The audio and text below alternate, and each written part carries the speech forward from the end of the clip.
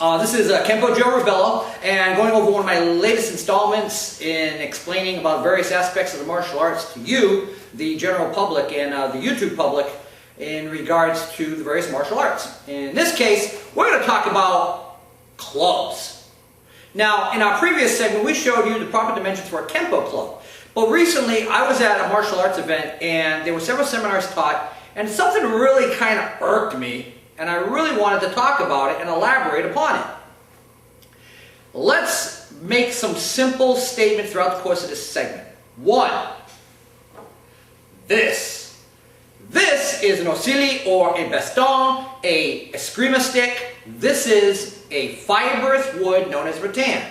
It is indigenous to the Philippines and is used commonly in training in various Filipino martial arts, or FMA, as the abbreviation so dictates, in arnis, eskrima, and kali.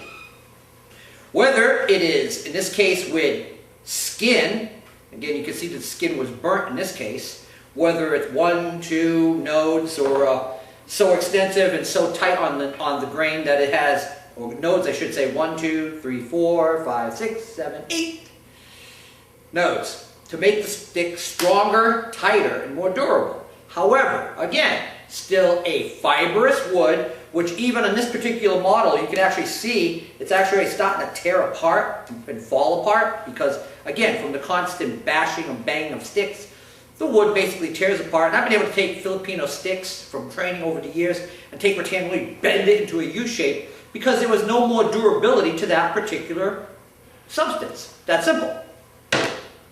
Or you can even go to the weakest of the three, no nodes. The skin's been taken off. It's a thin, fibrous wood. I can even bend it a little bit just holding it like so.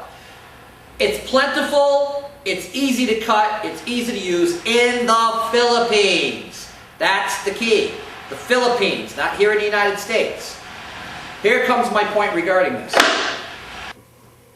Recently at a martial arts event, I watched several individuals do seminars talking about club defenses and club attacks, talking about this.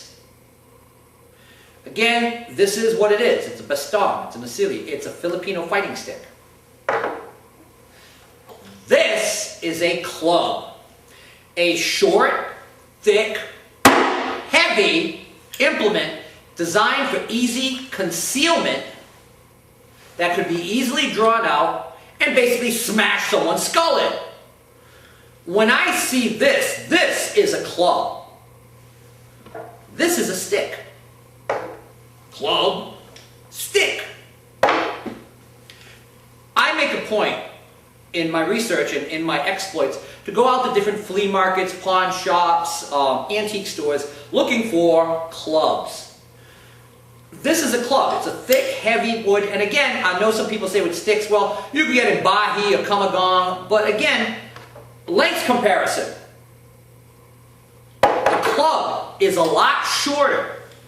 Again, here's another shining example of a club. Short, thick, many times used because it could be hidden in a back pocket, inside of a jacket. Even in the classic Kenpo film, The Perfect Weapon, Jeff Speakman, carrying his Kenpo clubs, had to have a specific tailor-made harness placed across his back to be able to effectively carry his Kenpo clubs and utilize them in the course of the film. Simply stated, the conventional Filipino stick is far longer than the conventional club used in our Western modern street confrontation. What do I mean? Let's look at another club as opposed to baston. Classically known in the trucking community as a tire checker. A thick, heavy, dense wood, in this case even having a screw or bolt placed into the end of the particular implement to give it added weight and strength and power upon striking.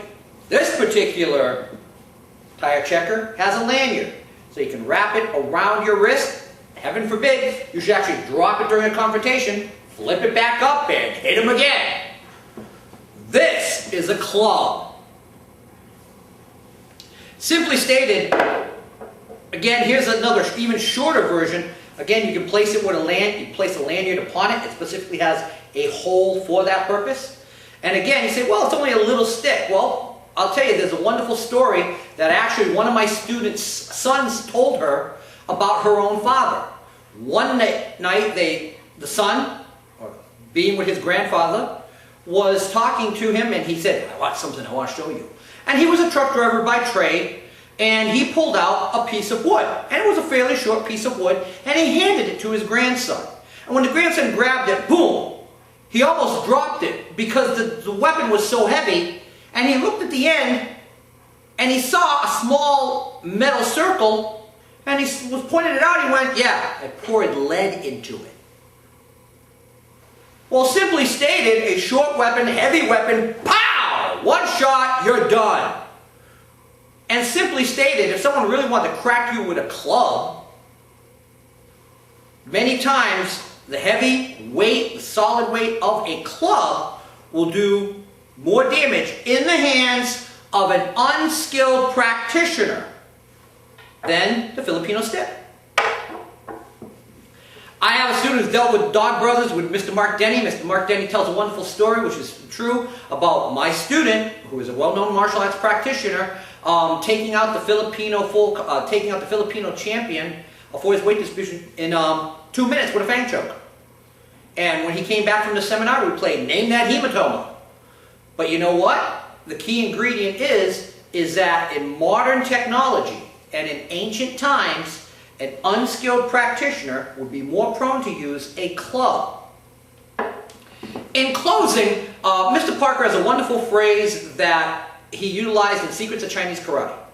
A bully would rather buy a weapon than develop one. And again, in the proper understanding of the Kenpo club techniques, well, first of all, guys, if you want to do it, don't do it with an elongated Filipino stick. Get yourself a club. And by the same token, also get clubs made out of other substances. Foam rubber, hollow plastic, different substances. Why? So you can practice the various aspects of once you take that club away to strike your opponent with said club. Well, that being said, I'll get off my soapbox now, and this is KENPOJOE Rebelo saying keep training.